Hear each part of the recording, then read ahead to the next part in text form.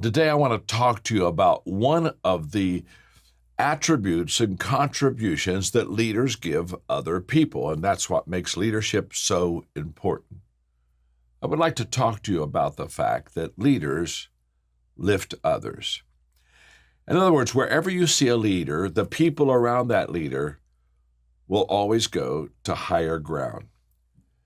My friend Johnny Cash, in our time of mentoring and just talking together, constantly brings up to me in my mentoring time with him, John, I have a great desire to help other people and I want to make their lives better for them.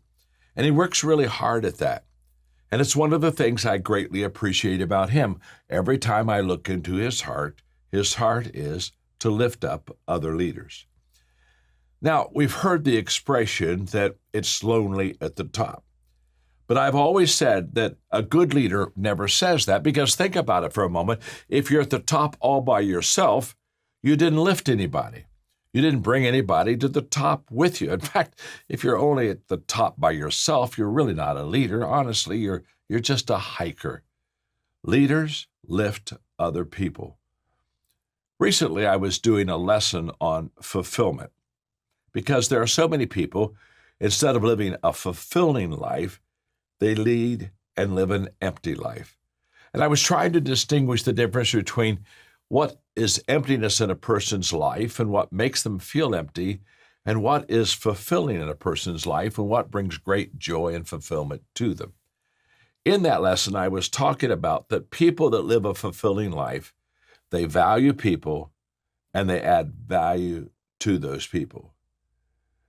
Now, that's what I'm talking about when I'm saying lifting others.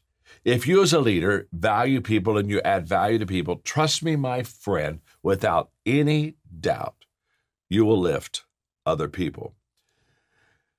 I have spent my life doing that exact thing. In fact, the other day I had someone come and ask me, they said, a little bit about your journey. How did this happen that you began to be what I would call a leader that lifted other people? Well, honestly, at 75, it's easy for me to understand my life as I look backwards. It was Steve Jobs who said, when we look forward, it's hard to connect the dots. But when we look backwards, then it just is kind of natural to see how things just fell in place. In my life, back in 1973, I went to a convention in Waterloo, Iowa, and I heard Charles Tremendous Jones, and he said that I would be the same person I was in 5 years unless I met new people and I read more books. In other words, Charles Tremendous Jones said to me that the people I associate with and the books that I read are going to determine how successful I will be in life. And from that very moment, I determined that I was going to be around great people and I was going to help people become great. I've often said that when you have a great dream and you have a great team, then all of a sudden you can realize everything that you want to accomplish. Now, I've known those who had a big dream and a bad team, and that's a nightmare. So how did I lift up people? How do you lift up others as leaders? I'm going to share with you now some material, some thoughts that really I've never shared with other people before. This is for you. This is for your training. This is for your growth. This is for your development. This is to help you to be a leader that lifts up other people. So how do we do this? How do I lift others? How do you lift others? Number one, I think to lift other people, it starts with you. I think you have to have a desire to become great. You have to have a desire inside of you to do great things. I can still remember as a very young leader in my 20s, I came to the conclusion that I wanted to make a difference. I really did. That I wanted to make a difference in my life. I wanted to make a difference in your life. I wanted to make a difference in the people's lives around me. And I had this desire. It was a passion of mine.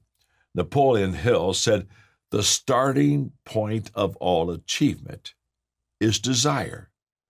I believe that with all of my heart. I have found that great people, great leaders, you don't have to motivate them. You don't have to say, hey, get up, get out of bed, get into the game. They already have that passion. They already have that desire. And I did. And so because I had this great desire, this desire to be great, I went to one of my mentors. His name was Elmer. I call him affectionately E.T. He's still alive. He's older than me. He's 90 years old. But he has been a friend and a mentor for many, many years of my life. And so I'm very, very young. I'm in my 20s. And I go to E.T. and I ask him, how do I become great? What he said to me that day was life-changing. And for, 50 years of my life, I've been following those words. Here's what he said. If you want to become great, go to great events. Seek out great people.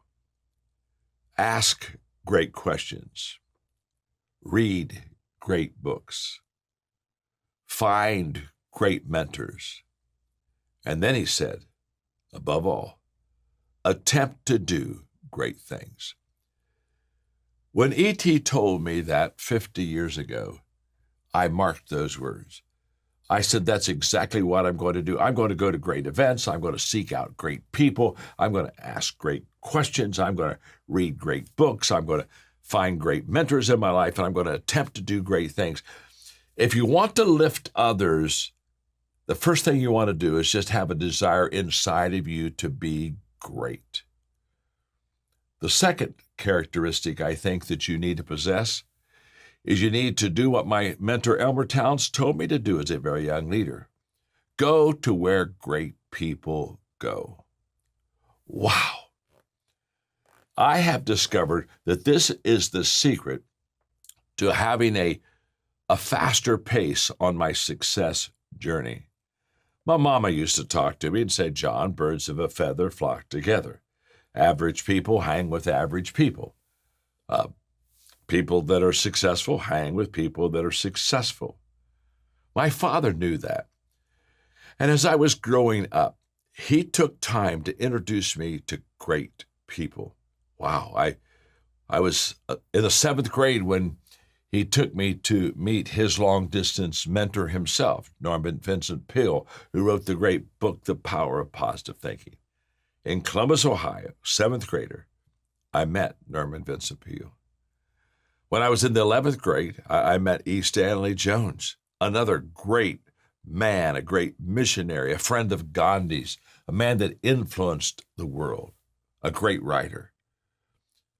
Elmer Towns, my mentor, said and taught me at a young age what he called the hot poker principle. The hot poker principle is just very simple. If you have a fire in the fireplace, if you put the poker in the fire or by the fire, it's only a matter of time till it gets hot. If you remove the poker away from the fire, it's only a matter of time till it gets cold. And Elmer said, John, get around hot people, get around great people so you can stay hot, so you can stay passionate. That's exactly what I have done. When I was in my late 20s, I wrote a lesson that has been life-changing for many people about how to create a growth environment. In it, I just simply say, listen carefully, a growth environment is a place where others are ahead of you, where you're continually challenged, where your focus is forward, where the atmosphere is affirming, where you're often out of your comfort zone, where you wake up excited, where failure is not your enemy, where others are growing, where people desire change, and where growth is modeled and expected. Those are the 10 things that make a great growth environment. The other day, when I was preparing this lesson for you, I was looking at those characteristics of a growth environment, and all of a sudden it hit me. 5 of the 10 very essential items to have a growth environment in your life are having great people around you. Others are ahead of you. The atmosphere is affirming. Others are growing. People desire change. Growth is modeled and expected. 5 out of the 10 are specifically about great people. Mark Cole, the CEO of my companies, calls it the power of proximity. He talks about the fact that if you really want to do something great, You've got to be around great people because there is a contagiousness that happens when you're around those type of people. And so I've looked at myself and I've asked myself many times, how did I become great? And I'd have to say, without any doubt, I not only had a desire to be great, but I put myself around great people. And again, that's what's so exciting to me about this program, because you're in these lessons, you're going to be exposed to great people who have great ideas and great thinking that can really help you to become great. In my early years, when I was very young, inexperienced, and not known at all as a leader, my mentors were my books. Back then, we didn't have all the incredible technology that you have today. But I was mentored from afar by books or by tapes that I could listen to. So, if you really want to lift others up, you have to have a desire to be great, and you have to go where the great people go. Where are the great people? Thirdly, if you really want to be great and be a leader that can lift others, you have to do what great people do.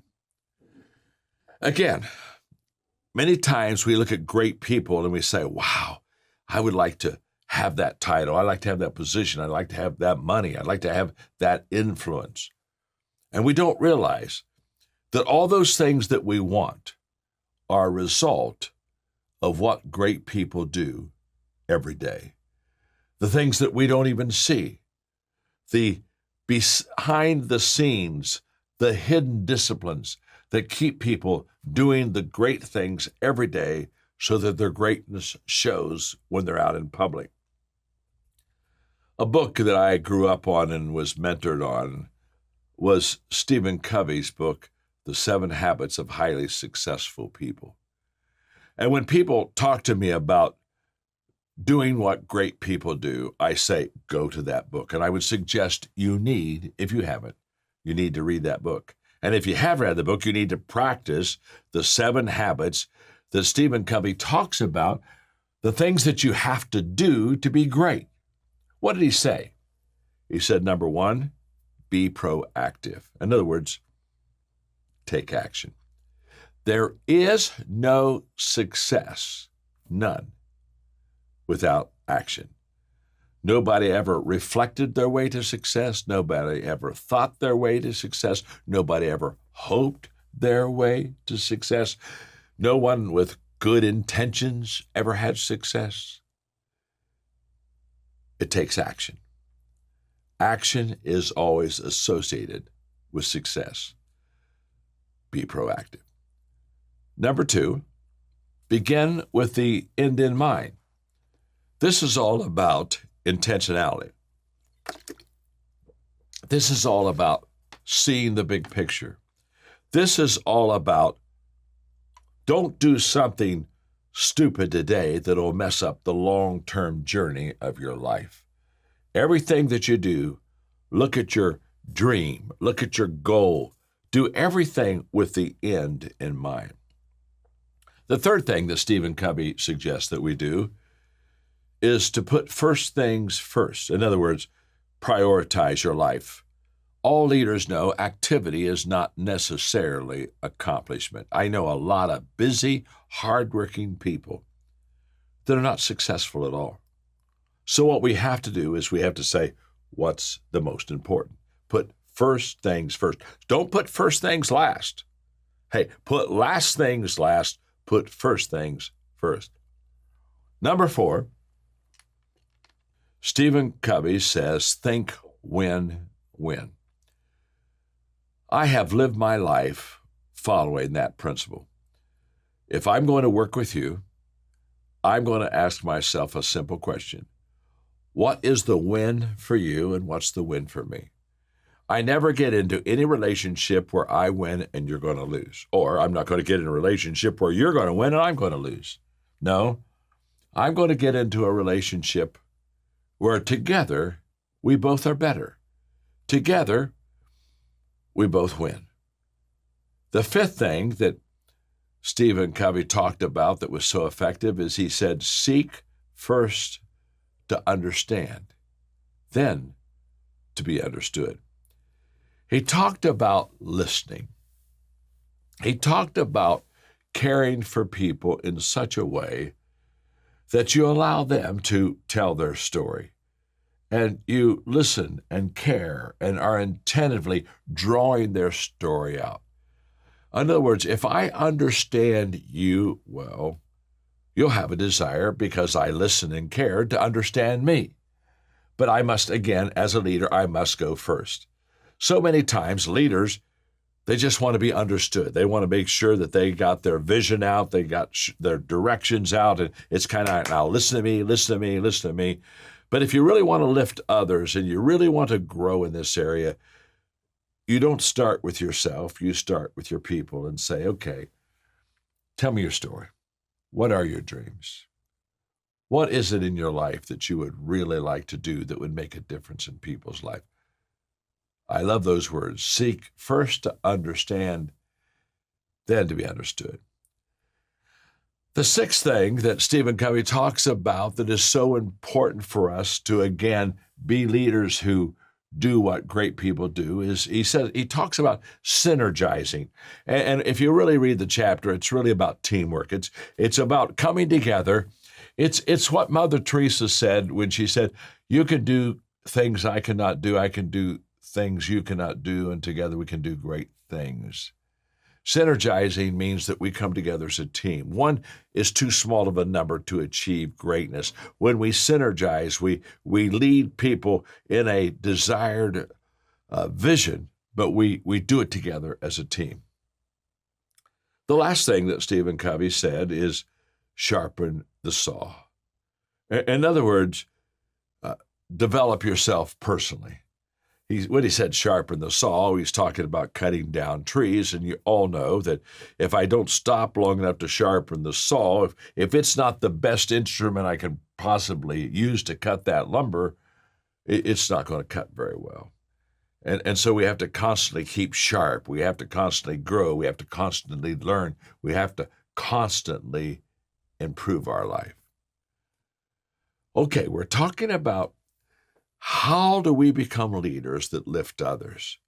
And we've talked about so far three things. We've talked about how important it is for us to have a desire to be great. We have talked about go where great people go, and then do what great people do. Now I'm going to talk to you about number 4, be unforgettable. Be unforgettable. My friend Jack Welch used to talk about getting out of the people pile. You see, in every organization, there are just a lot of people. So how do you and I distinguish ourselves? I mean, how do we get out of the people pile until they see us and they notice us? And what I want to share with you today is something that's very important, and it's just life-changing. If you want to get out of the people pile, just commit your life to living a life beyond expectations. I want you to exceed expectations. I want you to set your bar, your personal bar, your productivity bar, your life conduct bar. I want you to set it high. You see, only 15% of the people in life even meet expectations. So this people pile, it's just got a whole bunch of people that are just average. And 15% exceed expectations or meet expectations. And of those 15% that meet expectations, only 2% exceed expectations. So I want to encourage you in your life to live a life that says, I exceed the expectations of other people around me. In fact, the way I look at it is this. When I'm getting ready to speak for a company, I do a pre-conference call, and one of the questions I ask them is, what are your expectations of me? What do you want to see happen when I come and speak for you? And they tell me, and I write it down. Now, when they give that to me, I look at what I wrote down, and those expectations they have of me, that's not my ceiling. That's my floor. I stand on that. I make sure that's going to be done. Now I ask myself the question, how am I going to exceed expectations? How am I going to be so unforgettable that I'm irreplaceable? And they look and they say, I got to have John back because he truly does make a difference in my life. How am I going to do that? Let's review just for a second. For me to be a leader that can lift other people, I have to have a great desire to be great. I have to go where great people go, do what great people do. I have to be unforgettable, exceed those expectations. And number 5, I have to be greater on the inside than I am on the outside. Wow, this is huge. You see, when we look at successful people, what we normally do is we see what they have accomplished, the tangible things on the outside. But I am here to tell you that greatness begins on the inside first. My wonderful friend, Truett Cathy, was the founder of Chick-fil-A, this incredible, best company to work for in America restaurant chain. When Chick-fil-A was just kind of starting to get momentum, the people around him said, we need to get bigger, we need to get bigger. And Truett Cathy said, no. He said, we need to get better. He said, when we get better, when we improve ourselves, when we get better, the people, the customers, the clients, they'll insist that we get bigger. Our job is to be big on the inside. Our job is to be greater on the inside than we are on the outside. And so what does that mean? Well, that means that I'll be different than most people. For example, many people live a life of scarcity. I live a life of abundance. Most people in relationships with others, they either take the low road or the middle road. They either kind of, well, if you'll treat me good, I treat you good. You treat me bad, I'll treat you bad. I take the high road. You see, I take the road where if you treat me bad, I'll still treat you good. I will always be bigger in my spirit and my attitude than you. Trust me. I was talking about high road the other day, and a person came up to me at the conference and said, the high road is a toll road, but the price is worth it. When they said that to me, I thought how true that is. I am always going to treat people better than they treat me. I'm always going to live a life of abundance, not scarcity. And I'm going to choose sowing over reaping.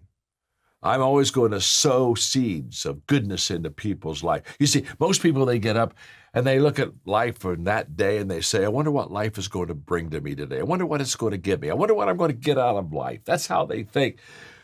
I never think about reaping. I always think about sowing.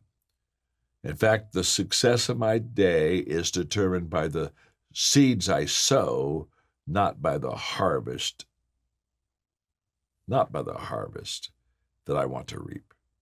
So I'm going to constantly do more for others than they do for myself. I'm going to constantly be greater on the inside than I'm on the outside. Now I'm preparing you. All the things I've given you, I'm preparing you to lift other people. So number 6, live out your great vision. Now, what I mean by living out your great vision, it's one thing to tell others about your vision, but it's another thing to show others your vision. When I tell you my vision, I'm a vision caster. But when I show you my vision, I become a vision character. And when I can show and tell my vision, I become what I call a vision champion. And great people are attracted by great success. So my credibility as a leader isn't what I say I can do, it's what I actually do. So what I do is I bring people with me.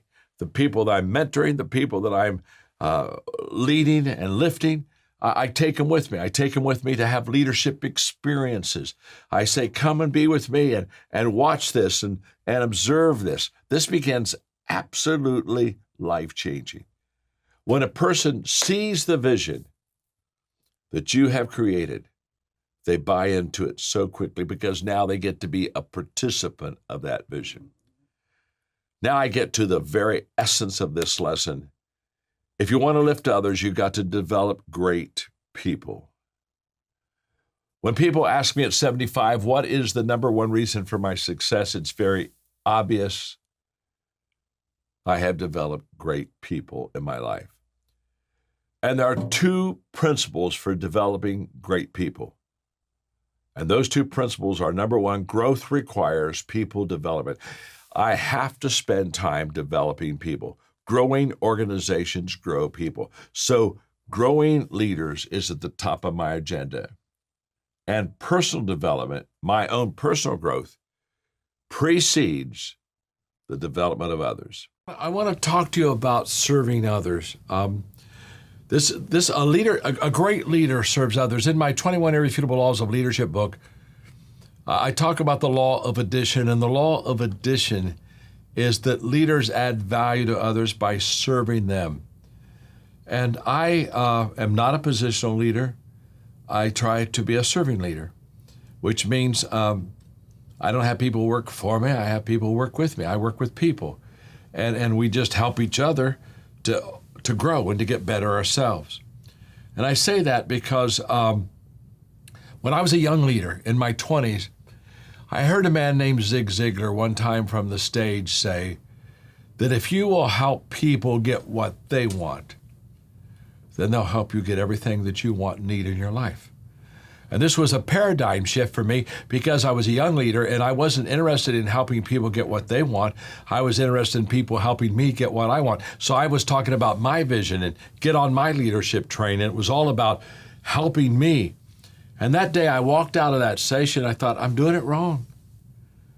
Instead of asking people to serve me, I need to serve them. Instead of asking people to add value to me, I need to add value to them. So how am I going to do that? And how am I going to do that successfully? Well, I heard that almost 50 years ago. And now with 45, 50 years of serving other people, let me tell you what serving others has taught me. Number one, it's taught me to value people. It's taught me to change from this idea, you need me, to go to the idea, I need you. You know, today I'm 75, and I'm incredibly grateful for the people that I have around me because what I've learned is this, that the more that I've served them, the more that I value them. And the more that I value them, the more value they bring to me. This is incredible. Once we understand how servant leadership works, it's just like we'll never go back to any other kind of leadership again. So serving others has taught me, number one, to value people. Number two, serving others has taught me to value teamwork. One of us is not as smart as all of us. In my early days, if I would get an idea, because I was a young leader, I wanted to make sure everybody thought it was my idea, so I wouldn't share it with anybody. I would think about it, I'd work about it, I'd develop a system, a plan, and then I wanted to walk in and I wanted to sit down and say, okay, here's my incredible plan. And so for many years, I didn't do shared thinking, and I didn't value the teamwork. And then one day I realized that if I just took my idea to the people, in just a few hours, they would make my idea better. In fact, now I've done this thousands of times over the last, 3 or 4 decades. I have never taken an idea to my team that after we talked about it and shared it, every time they've made the idea better. They just have. And so when I started really serving people, I just began to value teamwork and see the return on teamwork. The third thing was when I started serving people, I just became greatly fulfilled. And I became greatly fulfilled because I was going now from success to significance, and I teach often success is about what I accomplish. Significance, it's all about you. And the moment that I started valuing people, I found that fulfillment comes in living a significant life. It doesn't come in living a life for myself. And so as I served others, I began to value teamwork. I began to be fulfilled in my life. And so I sat down after understanding the value of serving others, and I asked myself a simple question. What questions can I ask myself that would better help and serve you? And so I asked myself questions such as, what do the people need? Well, I didn't know what the people needed. So I went to them and I said, I would like to lead you well. I'd like to serve you well. What do you need?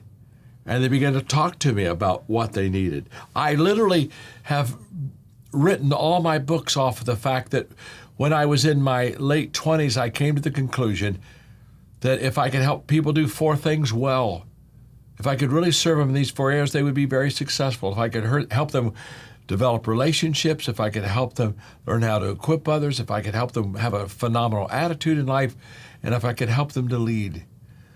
And so I just took those 4 things, and every book I wrote was either relationships, equipping, attitude, leadership. It was, again, serving and asking myself, well, what do the people need? And then, once you define what the people need, then you say, okay, now how do I meet that need? What do I do? And in the case I just gave you, I started writing books for people. But I started asking questions. I started listening. I started developing what I call heart skills, which are skills that you show people that you truly care for them. And so when I started valuing people and asking these servanthood questions, I just began to ask myself, how can I inspire other people to serve other people?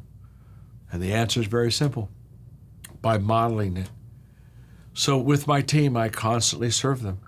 In fact, it's kind of a joke, because when you watch our team together, we're always looking for ways to serve each other. And it's almost like, who's the king of the servers? Who's the king of the serving hill? I did this for you, I did that for you. But it's all in fun, but it's all because we understand that when I started serving people, I started valuing people. I started valuing what teamwork was all about, and I really started to be fulfilled in my life. I think you're going to find that in your servanthood also. I just want to encourage you to learn what I have said and practice it this month and serve people and see if it doesn't bring you maybe a little bit greater sense of fulfillment, because you've begun to live this life of significance. For the last several lessons, we've been talking about problem-solving principles. In fact, I'm going to give you number 7 right now, because this one's huge. If you really want to start doing good things with the problems that you and I have, believe there's always an opportunity, that every problem that comes to you has an opportunity. I've talked in the past about believe there's always an answer, believe there's always a lesson. But this one even goes beyond that. There's a lesson for me. There's a way to find out what the problem really is. This even goes, there's an opportunity here because I have a problem.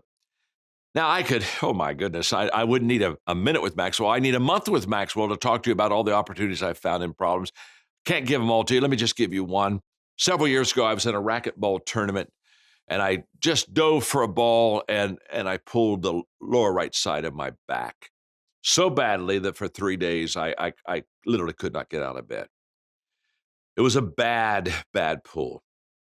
The challenge that I had, the problem that I had, was that 2 days after that 3-day period of being bedfast, I had to be in Allentown, Pennsylvania to do a leadership conference. And it was not only a leadership conference, but back then I did 2-day leadership conferences, and I did them 8 hours a day. That's when I was young, full of energy, and foolish, okay? Now, I got a problem. Problem is, I know I can't stand that long for those 2 days and lecture. In fact, I was so bad, Margaret had to go with me because I couldn't even dress myself. I mean, that pool was still having a lot of effect on me.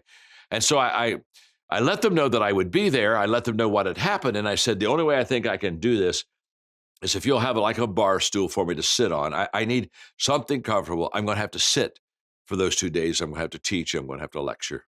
And so that's exactly what I did. They had the bar stool, had my little table there, and I taught for 2 days, and I'm going back to the airport, and I'm physically feeling quite strong, and I'm very surprised.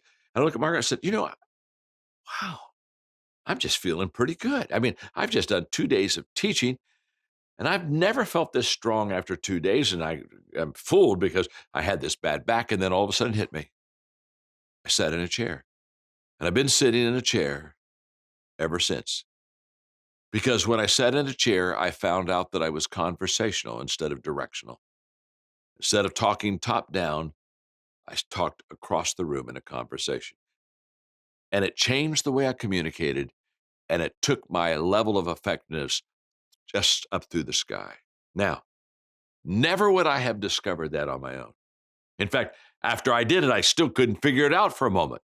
But it was the problem that got me to sit in a bar stool that got me to the level of communication I am today. Now, that's one out of 100 examples I could give you, but you've got them yourself, so I don't need to give you any more. But here's what I want you to know. If you look at the problem correctly, there's always an answer, there's always a lesson, and there's always an opportunity.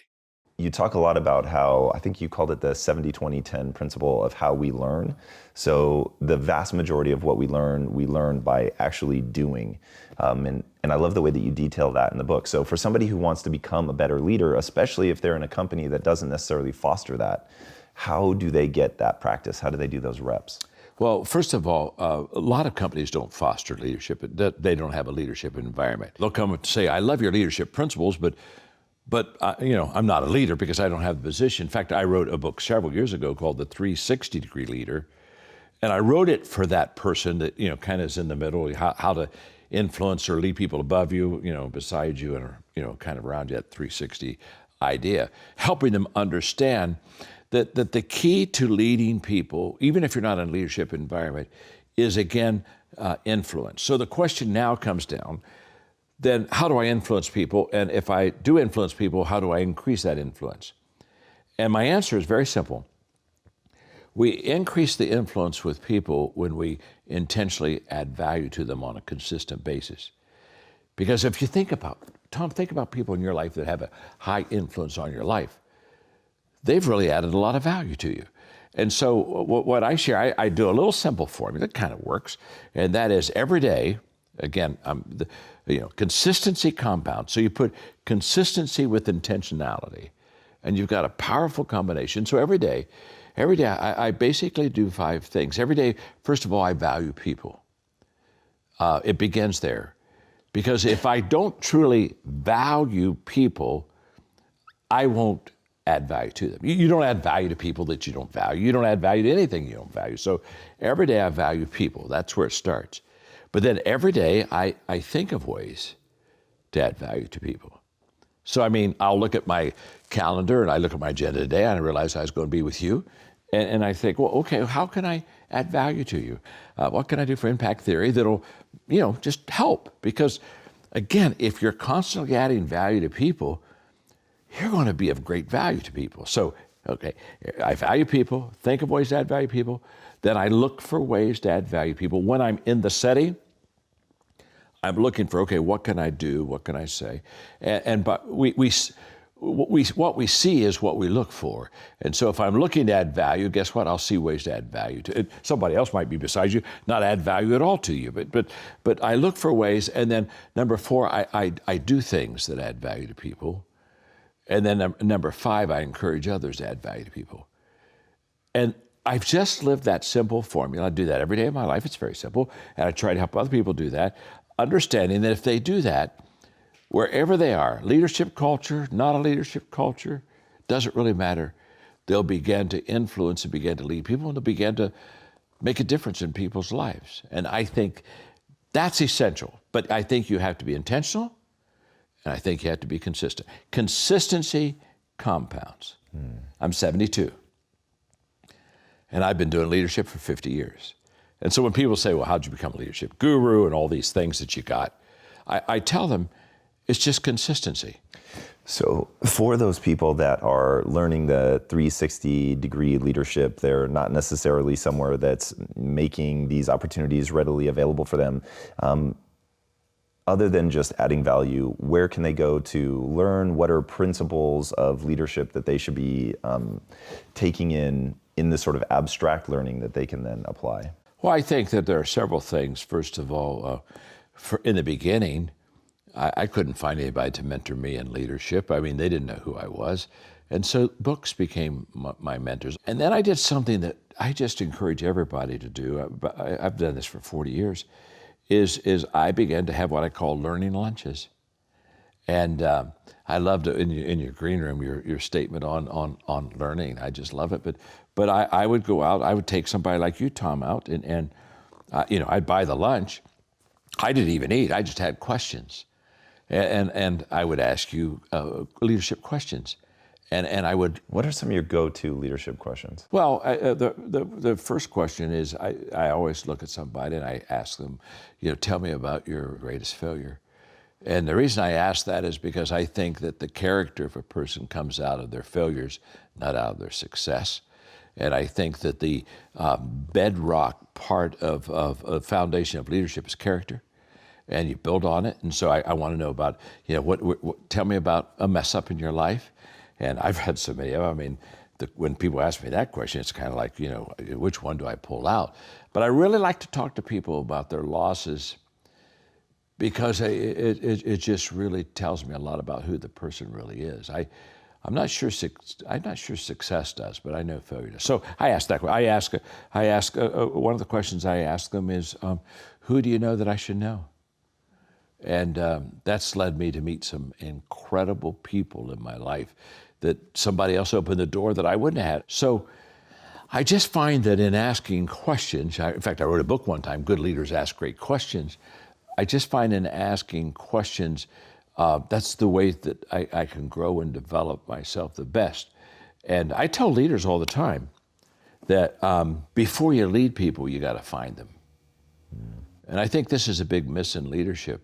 We just assume people are already on our page, and so we just start leading, and we've never found them. And so I think there's a finding, and then these. Give me a little more detail on that. So you're talking about finding what they want, what they like, what's important to them. Find out who they are. The expression, Tom, it's lonely at the top. Now, that's not a leadership expression, although people say it all the time in the context of leadership. In fact, I tell people all the time, if you're lonely at the top, it's not a leadership issue, it's just the fact you're dysfunctional. But if you think about it, if you're lonely at the top, no one's with you, no one's following you. I mean, that's a hiker, not a leader. And I think one of the things that leaders need to do, one of the first things is they need to get off the top. That's interesting. What do you mean by that? Well, I think that if I'm the leader, I don't ask you to come to where I am. I go to where you are. I get on your ground because people are more secure in the areas that they're comfortable. And so I always go to where they live and who they are and begin a relationship with them and ask questions and get to know them. Just get to know them because, managers try to lead everybody the same. Whereas leaders understand that you lead everyone differently. You lead them according to their temperament, according to their passion, according to their giftedness. I mean, there are about a dozen things that you lead them according that is unique to every individual. And so the only way I can lead you correctly, Tom, is to know you so I know what you care about and I know what you value. And the moment I do that, then I put all my leadership with you in context of who you are, not who I am. So finding people really means to intentionally value them and show that you value them by learning about them and getting to know them and then you lead them with their best interest in mind, which is a beautiful way to lead people. I want to go back to what you were talking about with character. Are there particular things that you believe every person should have to build a strong, or I'm not sure what the right word would be, meaningful character? I think character mainly is developed out of adversity. I know in my life, it's been in my failures that I've discovered myself. And it's been in my failures I've discovered things that I really probably do well. But it's also been in my failures things that I've discovered about myself that Is it just discovery though, or is it like, can you build your character? Oh, I think you build it off of it, but I think you have to discover first. I think awareness is always on the front end. You can't grow yourself if you don't know yourself. So I think awareness is huge. You have to be aware of yourself. strengths, weaknesses, the whole deal. And once you're aware of yourself, then you have to take your giftedness and maximize your strengths, and then you have to make the right choices. But awareness is on the front end, and we don't hear a lot about awareness. How can you develop awareness? Well, first of all, I think you need other people's help. I hear people all the time say, well, I think I'm very self-aware, and I always get amused with that because we're not. We all have blind spots. I have blind spots. So if there's any self-awareness from me, it's because I've had somebody speak into my life. And one more thing on character, okay? I was having an interview with a major CEO of a large software company. And so I asked him, I said, talk to me about your failures like I do in my learning lunches. This was on an executive circle call where I was on the phone and other executives were listening in. So I said, talk to me about your failures. I said, what would you like to go in your life and do over? Get the do-over. So what's your top do-over? And he said something very interesting to me. He said, I've had failures and I've had a lot of mistakes, made some wrong decisions, but I don't think I want to do any of them over. And I said, you're kidding me. You mean if you could go back and correct a failure or mistake, you wouldn't want to go back and correct it? He said, no. He said, the lessons I learned out of my failures probably are a lot more valuable than if I'd have just made a successful decision and moved on. He said, who I am today is based upon not having do-overs and learning out of my adversity and difficulty and struggles and darkness. And I thought it was a fantastic answer. It really talked to me a lot. And I thought to myself, I think that's a perfect example of leaders building character out of their failure and out of their adversity. Going back to what you were saying about asking the right questions, part of just being a good leader is the questions that you ask. Talk to me about a U-turn leader. Oh, yes. I love what you say about how to really get something going in a new direction. Well, I think that if somebody said, John, what is the acid test of a great leader? I think that it's a U-turn leader. And I use the word U-turn, Tom, in the fact that you take something that's going down. In other words, the ship's sinking. And so you grab hold of it and you slow that going south down. And finally, you kind of bottom it out. And so it's no longer losing. It's probably not gaining. It's just trying to hang on. And then as a leader, you begin to turn it and begin to bring it back up. I think that's the greatest indication that you know how to lead. In fact, I'm not sure anybody proves their leadership until they get something that's not doing well and they turn it around. What role does competency have in leadership? Like at some point, surely you actually have to be good as well. You can't just be sort of this facilitator. Yeah, it's kind of like a surgeon who just has great relationship skills, but hey, but they're not competent as a surgery. I want to get the very best. I think competence and skill set is what's developed over years of practice and implementing and applying to your life. And again, I think those are things that you learn through experience. I think those are things that you learn through mentoring. And so when I look at my skill set as a leader today compared to when it started, it's been incredibly improved. But it would not have been improved if I wouldn't have practiced leadership. It would not have been improved if I wouldn't have learned from my leadership experiences. Because I think this is another myth. I think, experience is not the best teacher. Go on. Yeah, it's not. Yeah, but we hear it all the time. In fact, I used to say experience is the best teacher, and then one day I woke up and said, "That's a stupid statement, John. If experience was the best teacher, then as everybody got older, everybody get better." And yet, I know a lot of people, they're getting older and they're not getting better. Yeah, and so I stop and I say, "Okay, it's not the experience that's the best teacher. It's evaluating that experience." That's interesting. It's reflection turns experience into insight. So how do we get good at that? Well, we get good at that by understanding that experience isn't enough. The point being is that after every experience, I have to pull away, and I have to ask myself, okay, what did I learn from that?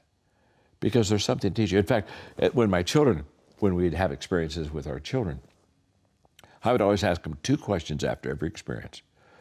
What did you learn and what did you love? And you know, for a kid, in fact, I'd really ask them, what did you love, what did you learn? Because kids kind of know me. Oh, I love that, Daddy. This was a lot of fun. So that was kind of an easy one. But I always then wanted to, I would say, no, what did you learn from that? Till probably by the time they were 10, after every experience, they'd just say, okay, here's what I loved and here's what I learned. Well, what I taught my children to do is evaluate every experience, because if I don't stop and reflect and evaluate out of that experience, I will do the same thing the next time. And that's not what is where the growth is. The growth is always in learning and evaluating, and not only evaluating, but in learning is overrated unless you improve. So I mean, it's more than what did I just learn out of that? What do I do out of that I improve my life with? And I think that's a big miss also. That's so interesting. Now, that being our platform, our foundation, our context, let me just share with you what to put behind you so that you kind of ignore it so it gets smaller, and what to put before you so that it even gets stronger and more clear and bigger.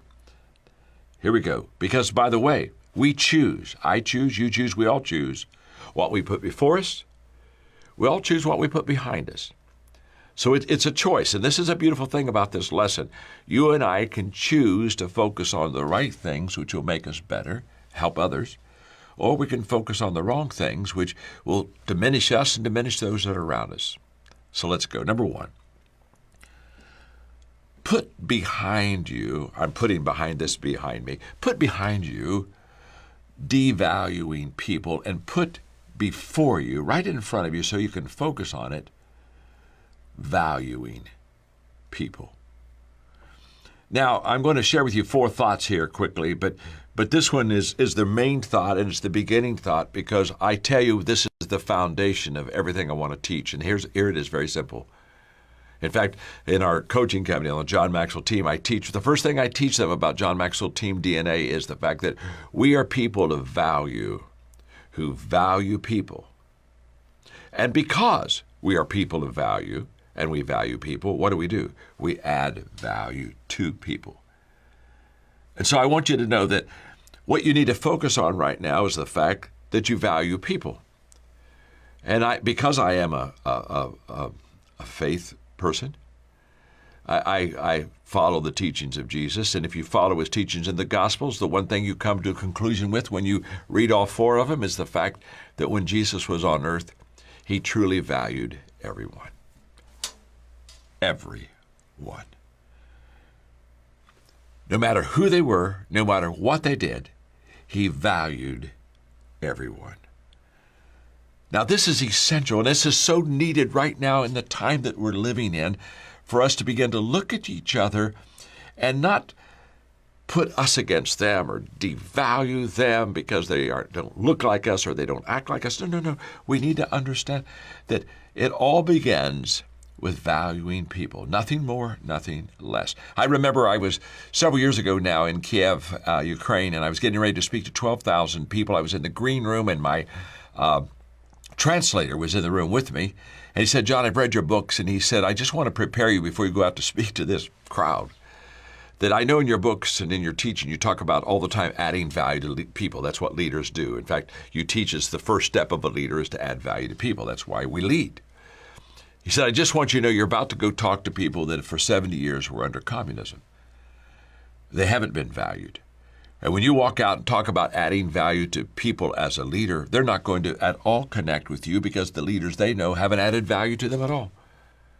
So he said, I just want you to understand that as you get ready to speak to them. I had about 15 minutes. He left the green room, and I thought, oh my, I've got to think this thing through, and I did.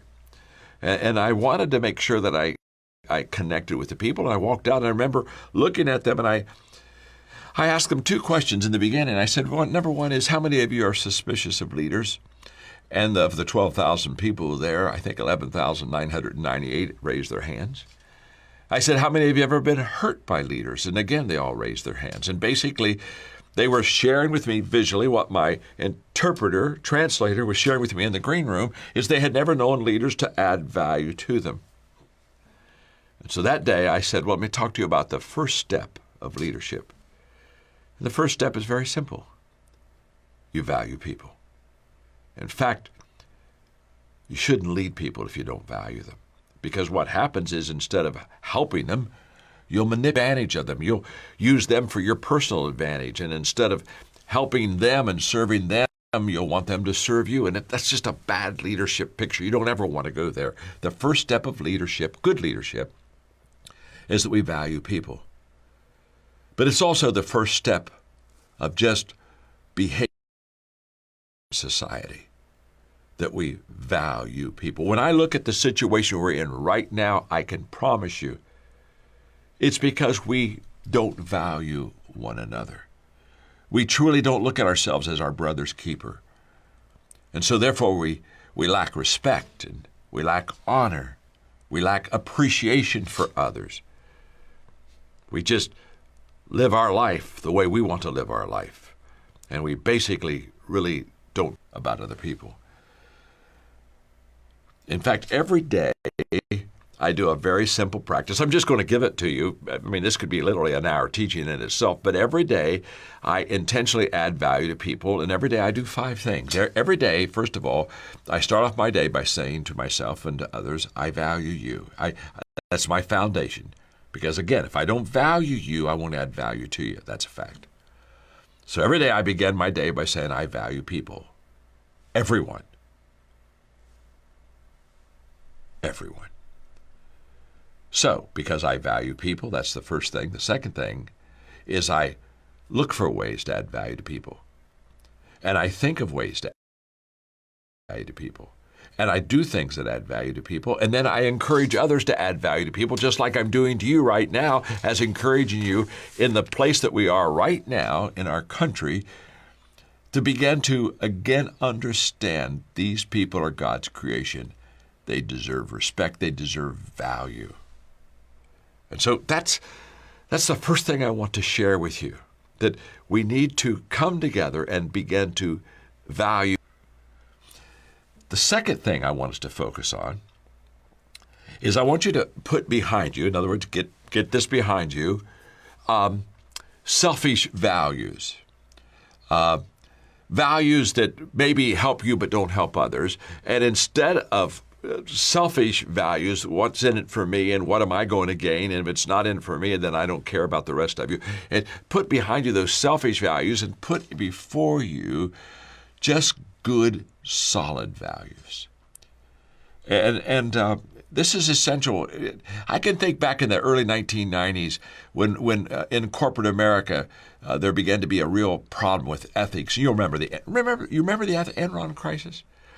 I was at that time writing for Time Warner, and I can still remember the leader of Time Warner, the CEO, called me up to New York, and we had a long dinner, and he said, John, somebody needs to write a book on business ethics. And he's, because of all the corporations that are just not treating people right.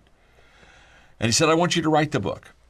And I smiled at him. I said, well, I don't think I can. He said, well, why not? I said, well, because, Larry, there's no such thing as business ethics. He said, well, what do you mean? Look at how the businesses are not doing right for the people and how they're misleading them and how they're dishonest. And he starts going through this litany of all the ethical issues in business. And I said, Larry, stop. There's no such thing as business ethics. There's just ethics. And if you have them, it works in business, but it also works in community, it works in family, it works everywhere. And if you don't have them, they don't work anywhere. And he looked at me and he said, oh, I got it. And he said, well, can you do this? I said, well, I'm not sure. Give me a month to think about it. Because then I asked myself, in a world that is very diverse, with different cultures and thinking and rationale and religions, etc., I said, can I find common ground for everybody to kind of stand on and buy into? And after giving it about a month with some of my research and writing team, I came up and I said, yeah, I can write that book, but I'm going to write it on the golden rule. Just very simply, treat others as you would like to be treated yourself. By the way, the golden rule is in every culture and it's in every religion.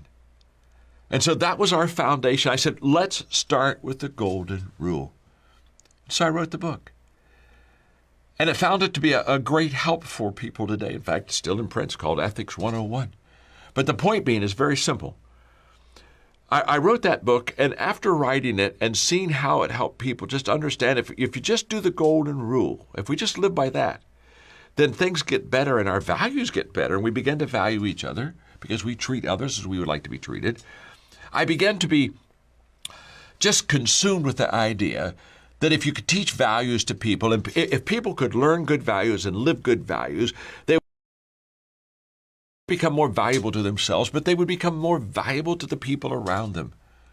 And it's out of that, because I live in a leadership world, that we not only trained 5 million leaders in every country of the world, but it's out of that we began to go into countries, invited by the presidents, prime ministers of the countries, to have what we call transformation tables, tables where you sit around and you discuss good values and you learn them from each other, and you flesh them out with each other, and you encourage one another, and what really, really works. The moment I put good values in front of myself and I say, I'm going to learn them, I'm going to live them, all of a sudden what I focus on expands. I become a person of value in a greater degree, and I begin to add value to so many more people. And that's absolutely huge. In fact, John Varican just texted me this morning, and in Latin America, where we've been working with 3 different countries, he said, John, we have over now 2 million people sitting in small groups, round tables, and he said, that have been learning and living out good values. Well, to be honest with you, I think in America, I think we have lost our way.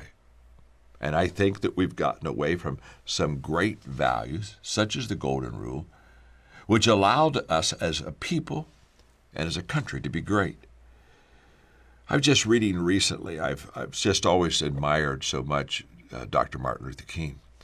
And he was such a terrific leader, and just talk about transformation. It was amazing the good that he did. Okay. And I'm just reading one quote that I put in my notes this morning, and it's from Dr. Martin Luther King, and he said, injustice anywhere is a threat to justice everywhere. He said, we are caught in an inescapable network of mutuality.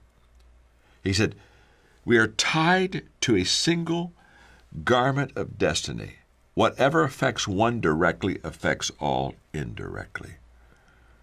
And I've thought about him so much, about his incredible values of nonviolence, strong, courageous, peaceful the peaceful process, and just how he stood for right, not only in principle, but in spirit and in attitude. It's a value, and it was a value that was very effective for him, for all of us in America. And I just want to say for all of us that let's just put before ourselves the good values, and put behind us selfish thinking, or does it just benefit me, or I'm only into it or for it if it does. Okay, the third thing I want us to focus on, because what we focus on expands, the third thing I want to share with you today is let's put behind us, put behind you, let me put behind myself, pointing. Pointing at someone else is the problem. Pointing to the other side. Let's put behind us pointing, finding someone else to blame, and instead let's put before us listening. Now, I almost putting before us the word caring, because I love that word. But I wanted to be a little bit more specific, because I think when you care for a person, one of the things you do is you value that person enough to listen, to seek out their perspective, to seek out their opinion. I remember in 1997 when I moved to Atlanta, and there was such a vibrant, beautiful African-American community there. And I so desperately wanted to know them and meet them and hear their experiences. And for 3 years, every 4 months, just 3 times a year, I would have a dinner with different groups from that community. And I would sit there, and it was my treat to have dinner for them. But what I really want to do is just ask them questions and tell me about your journey. It's so helpful. I learned so much. It was at that table of caring, of listening, of respecting, of valuing other people, that they just taught me. And I learned, and I sat at their feet, and I thanked them. And I became a better leader because of them. I had a much better perspective about them. And one of the things I've discovered is this is just a huge discovery, and I think it'll help you. One of my great discoveries is the fact that when you sit down and listen to people and respect people and value people and want to hear their opinion, the closer I get to know people, the more I like those people. And when we build walls of division and partisanship, and it's us against them, and that whole process, that just isn't going to bring us to where we want to go. So let's put behind us the pointing, and it's you and me and your side and my side. Let's put that, and let's put right in front of us. Let's put right in front of us, caring enough to listen to people. I just met a new friend, Tina Singleton, who's been in the Peace Corps for many years and has traveled worldwide, and she's just a beautiful person. And she has a nonprofit organization called Transformation Table. And I called her because I love that word. We're into transformation ourselves and helping people with values, and I wanted to get acquainted with her. And she talked about the fact that as she looked at all the division and partisanship, that she kept asking herself, what can I do? What can I do to make a difference? And because of her vast experience, she's traveled around the world, and she has constantly been in cultures that were divisive. She's constantly been in the middle of two different sides and the pointing and all that stuff. And she said, John, I finally realized that if you could just get people even from two different sides to sit down at a table and cook a good meal, and she put a good emphasis on some good food and at the same table at the same time. Amazing, all the things, all the differences that began to fade away as we began to find common ground. I love that conversation with her. In fact, because it's her nonprofit that has the Transformation Table, I just asked her if we could just use it too. We'd always give her the credit for it, obviously, but if we could use it too, because that's what we call our round tables when we teach values, transformation tables. And she was so kind and wonderful, and she agreed, and she's just a truly beautiful person. Now, the point that I'm trying to make and share with you today is this. Instead of letting our differences separate us, can we not sit down and say that we have more in common than we have different? Because we do.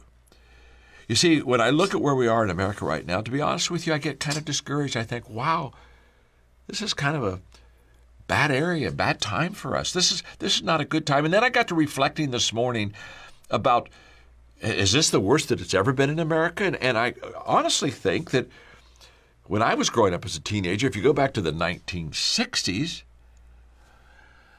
those were dark times in our country. Just if you'll think about Kennedy and Malcolm X, they were both assassinated. Hatred, assassination, killings. They were both assassinated about 2 years apart.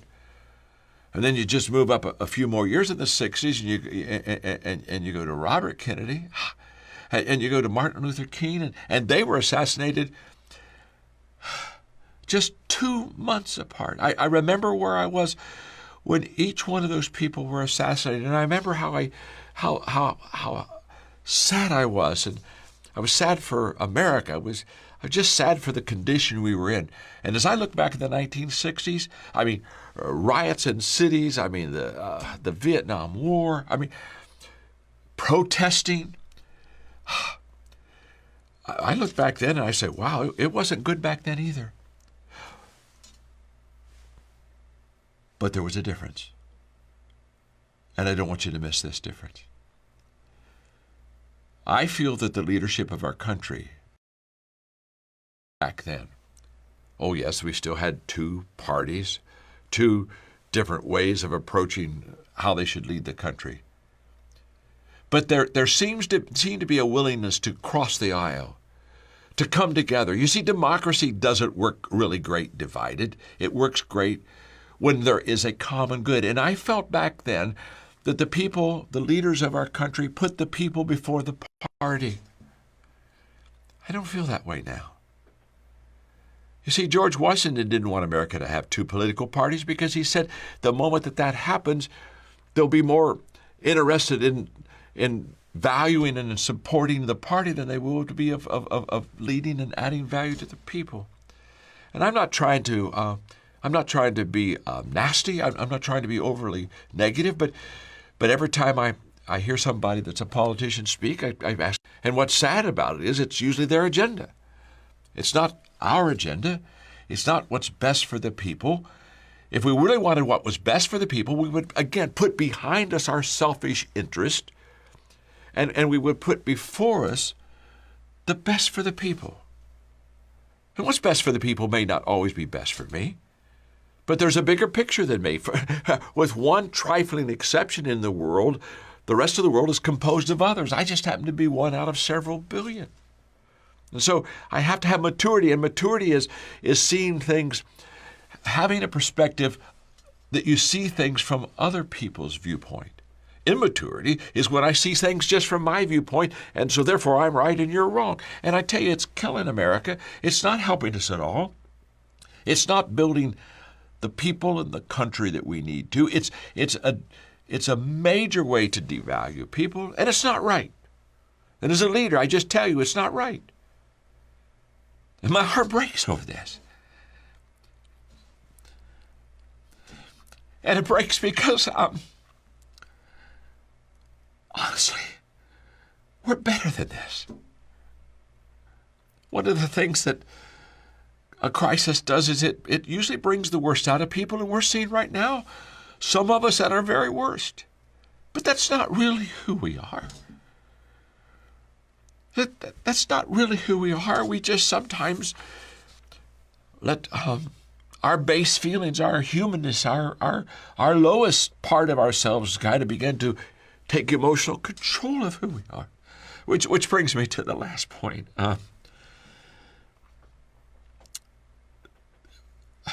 Number 4, I would like for us to put behind us our reactions and put before us our reflections.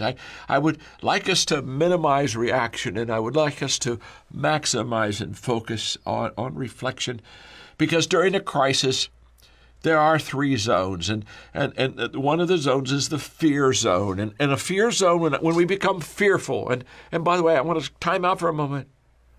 I understand why many of you are fearful. I haven't walked in your shoes, so I don't ever pretend to know what you go through. But because I value you, because I unconditionally love you, and because I believe that you have within you a bigger self and a best self, I just want you to know that I honestly can't say I know what you know, because I don't, and I feel what you feel because I don't. But what I know is that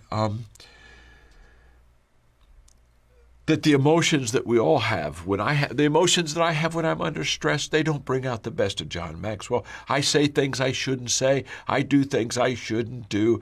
I have to look at myself sometimes. I tell people when they ask me what my greatest leadership challenge is, I say I'm my greatest leadership challenge. Leading others is kind of easy, but leading myself, that isn't too easy. If I had to kick the person most responsible for my problems, I probably wouldn't be able to sit down for a week, okay?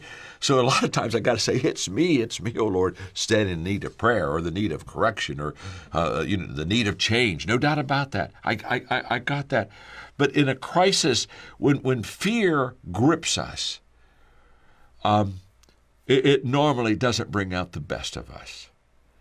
So that's one zone in a crisis, the fear zone, and then another zone that we can be, and we can get out of that faith zone and go into what I call the learning zone. And the learning zone is all about reflection.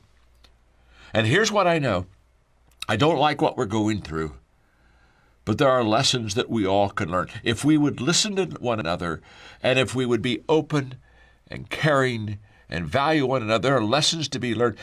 When I have what I call learning lunches, which I've had for 40 years, every month I sit down with somebody bigger, better, faster, smarter than me, take them to lunch, ask them questions to learn from them. And one of the 7 questions I ask them is, what is the most important leadership lesson you've ever learned? And every time I've asked this question, hundreds of times, and regardless of who I'm asking, no matter where I'm asking it, no matter what their background is, when I ask them, what's the most important leadership lesson you've ever learned, they all come to me and basically they say, they give me the lesson, but here's the context of the lesson, the foundation, the soil where that lesson was birthed and grown out of was dark days. I've never had a person say, John, the most important leadership lesson I learned was in good times. It was always in dark, bad times. And the reason I want us to put before us reflection right now is if we will reflect, there's a lesson for all of us. There are several lessons for me that I'm learning. We'll get better because of this if we reflect instead of react. And then there's the third zone, which is the improvement zone. And that's where we not only learn, but from our learning we get better. And that should be our response. You know, a couple days ago, when some of the protesting got a little bit out of hand, and Mayor Bottoms did what I thought was a pretty amazing job of talking to her city.